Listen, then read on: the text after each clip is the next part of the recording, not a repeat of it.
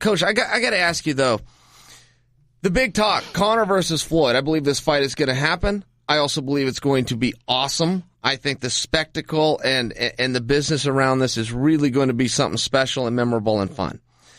However, if a guy who has never boxed professionally can compete, not just if he can compete with a guy who has never lost in professional boxing, who is proclaimed by the industry itself, let alone the writers and the fans, as the greatest to have ever done it. Doesn't that put a significant dent in the integrity of the sport of boxing? It's either a real sport or it's not. And if some good, skilled, tough athlete who has never done it can come in and create problems for the best ever, isn't that a big problem? He did do it as an amateur. He had 30-something amateur boxing matches, Conor, in Ireland. I believe he might have even Is that right? He had that many? Yeah, he had like 30-something amateur fights. I believe he was the Irish junior Olympic champ or something. He had a title over there for something. So he has done it at the amateur level. Obviously, that's a 3-round fight, not a 12-round fight. Yeah, I mean, you know, with Floyd's a master of range and timing. And that's also what Conor's good at, is range and timing. But he's not on Floyd's level. You know, it's an event. It'll be interesting. Floyd's not a knockout artist, so will Conor be able to get to the end of the fight? That's really the question for me. Is Floyd going to kind of pull back to make it look a little more competitive so it isn't so one-sided? But, you know, I mean, I got to call it an event, and I'm not knocking it by any means. But that's really what it is. It's an event. So, but when you talk about, and I hear people make that argument all the time, that Floyd's a defensive fighter and he's not a knockout artist. It's like, I don't totally know where that comes from. I mean, Floyd has stopped plenty of guys, whether it's by TKO or by KO, but he has put plenty of guys down before the 12-round buzzer went off. At 35, at 30, maybe at 40, not so much at 47. Floyd is 47? 147.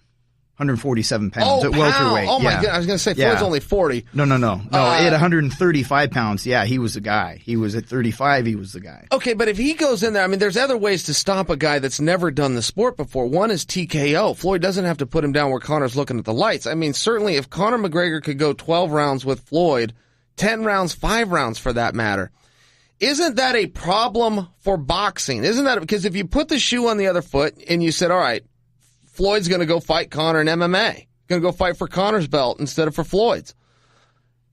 There is no chance that fight goes 5 rounds or 3 rounds or 1 round. And if it does, it's a big problem for MMA to take the world champion against a guy who's never done the sport. It's a big problem for the validity of the sport in terms of, hey, is this real or not? Are there actual moves and techniques that need to be worked on and refined over years in the gym, and skills you know, and moves that guys don't know, and unless they're in the gym and sacrificing to get there?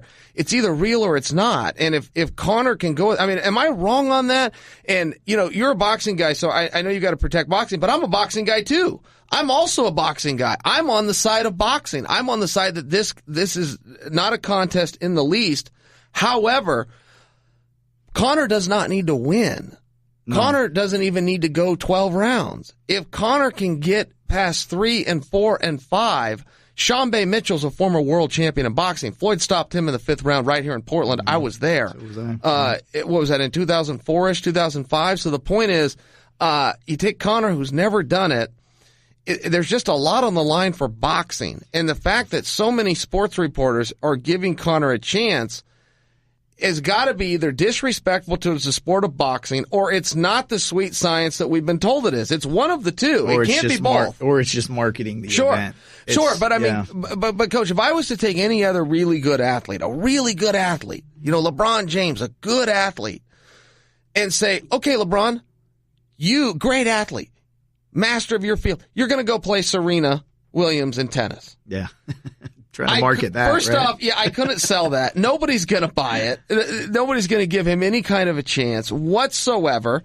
And it's not going to do $1 billion in business. It's not going to do any business. They're not going to sell any tickets to speak of that are of record. They're not ever going to get on pay-per-view.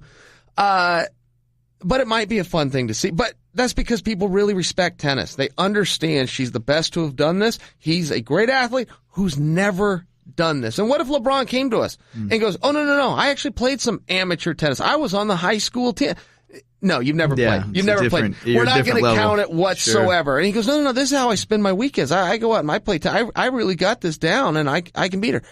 No matter, and even if all that was true, and we could produce tape of it happening from many years ago in high school, there is no way to sell any reasonable person that he could go in as a great athlete and beat her in a sport that she is the queen of. You couldn't do it, but we're seeing it happen here.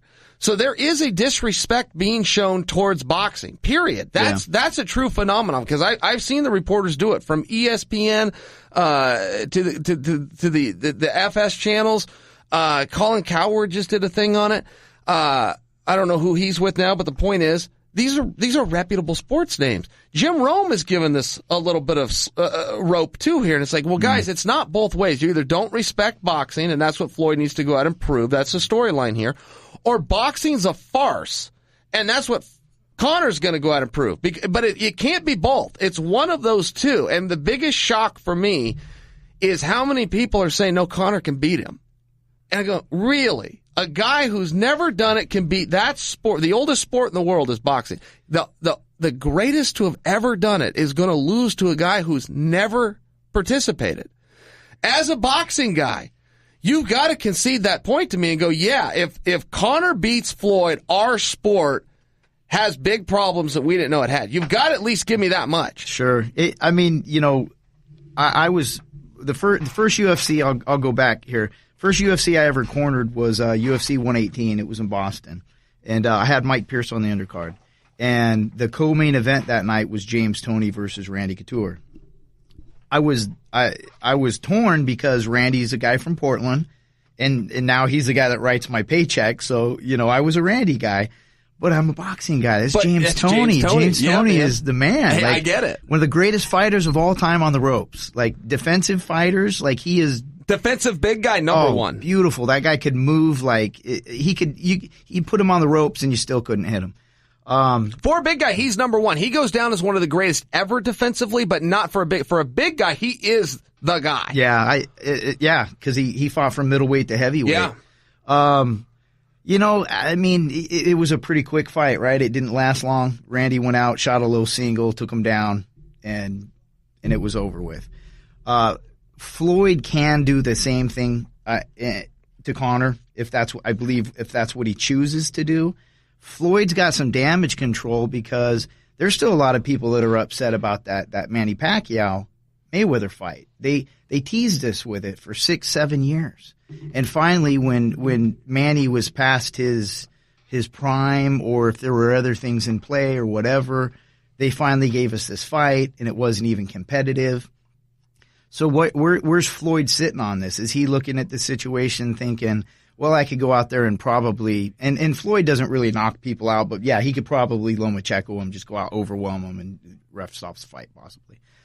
Does Floyd go out there and do that at the risk of pissing off his base, his fan base again? Does he carry him to look at a little more, maybe people got their money's worth? I mean, there's a lot more questions than answers for this stuff. But like I said, I look at it. It had Floyd and Conor came to some type of an agreement, like, look, we're going to do this with 4-ounce gloves, but we're only going to box, but we're going to only wear 4-ounce gloves. Okay, there's a concession there. Hey, maybe Conor could land that. He's fought in 4-ounce. Floyd hasn't. It's going to be a stand-up fight. Conor can kick. Okay, low kick only. Something. Give me something, right? Sure. But the reality of it is hey, that would change. I love what you just said there. That would change the dynamic. Let's Absolutely. make it a stand-up fight, but anything goes standing up. I love that. Give me another variable. I still take maybe. Floyd. I still take me Floyd. Too. Absolutely, sure. But in hypothetical world, which you just proposed, I love what you just said. If this was a stand-up only fight, we call it K1 rules. Yeah. Call it whatever the hell you want, but it's a stand-up only fight. Give me something. But the reality of that gets interesting fast, right? But the reality, unfortunately, is Floyd's going to pick the gloves like he always does.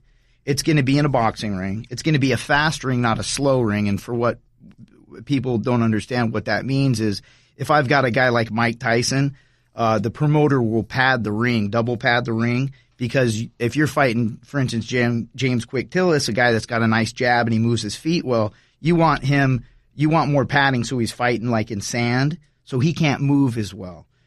Floyd is a faster ring guy because he likes those angles in boxing, so it'll be a thin pad.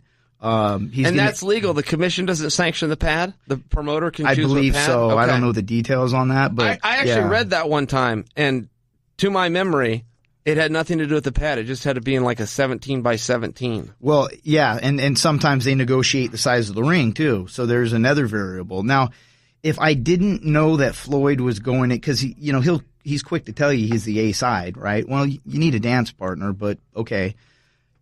If just give me some variables, Floyd. Give me something. Give me leg kicks. Give me 4-ounce gloves. Give me a 5-minute round. Sure. Or put something on it. Hey, if I don't get this guy out of here in 3 rounds, he can have my purse. Put something on it. Yeah. You gotta add some variables, because if everything's in Floyd's corner and he's obviously already probably 8-1, I don't know what the odds are. You got to give me something. And that's why it's an event to me, not a.